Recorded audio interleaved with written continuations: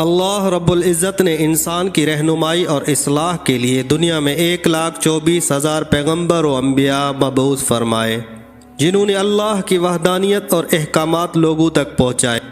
پیغمبروں اور انبیاء نے اللہ کی جانب سے ملنے والی احکامات، تعلیمات کو دنیا میں بسنے والے لوگوں تک پہنچایا اور خدائے رب ذوالجلال کی عبادت کا درس دیا۔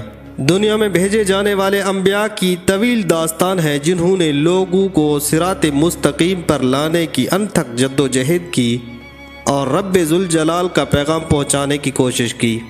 اسی طرح خدائے رب ذوالجلال نے دعوت و تبلیغ کے لیے دنیا میں حضرت نوح علیہ السلام کو بھیجا، جنہوں نے 900 سال تک اپنی امت کو راہ راست دین حق پر آنے کا درس دیا، تاہم صرف 80 لوگ ان پر ایمان لائے۔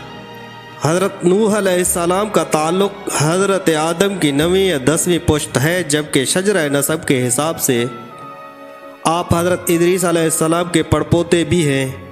آپ علیہ السلام نے اپنی امت کے لوگوں کو حسن عقائد اور اصلاح اعمال کی طرف 900 سال تک راغب کیا، جن میں سے صرف 80 لوگ ایمان لائے۔ محققین کا کہنا ہے کہ حضرت نوح علیہ السلام نے عراق کے شہر رافدین میں تبلیغ کی، کیونکہ اس علاقے میں آپ کی موجودگی کے آثار ملتے ہیں، جبکہ اس شہر کی تاریخ میں جس اصلاح پسند شخص کا ذکر ہے ان کے احوال حضرت نوح علیہ السلام سے ملتے ہیں۔ اسی طرح طوفان نوح کے آنے کے واقعے کے طرز پر اس علاقے میں عذاب آنے کے اثرات بھی موجود ہیں۔ اسی کی بنیاد پر مورخین نے بلاد الرافدین کو حضرت نوح کا مسکن قرار دیا۔ خدائے رب ذوالجلال نے حضرت نوح علیہ السلام کو کشتی بنانے کا حکم دیا، جو انہوں نے تیار کی، اور طوفان میں وہی کشتی اہل حق کو محفوظ رکھنے میں کام آئی، جبکہ دنیا کے جو لوگ بھی آپ علیہ السلام کے تعلیمات پر ایمان نہیں لائے وہ تباہ ہو گئے۔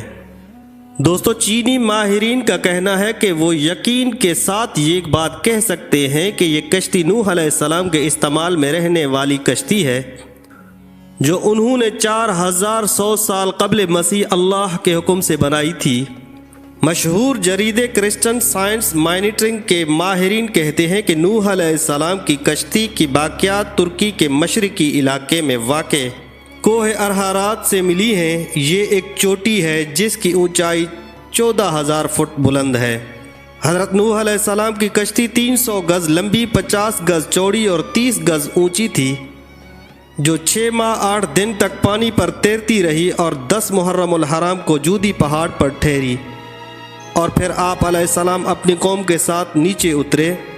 مسلم محققین کے مطابق کشتی کے رکنے کا مقام جودی پہاڑ تھی، جو کوہ کردا کا حصہ ہے۔ یہ علاقے جزیرہ ابن عمر کے قریب میں واقع ہے۔ اس کشتی کے 3 منزلیں ہیں جو کئی میٹر برف کے نیچے دبی رہی۔ مورخین کا یہ بھی کہنا ہے کہ جب پانی کم ہوا تو حضرت نوح علیہ السلام نے خسران شہر آباد فرمایا اور مسجد تعمیر کی، جسے سمانین کے نام سے جانا جاتا ہے۔ واضح رہے کہ حضرت نوح علیہ السلام کا مزار مبارک لبنان میں واقع ہے۔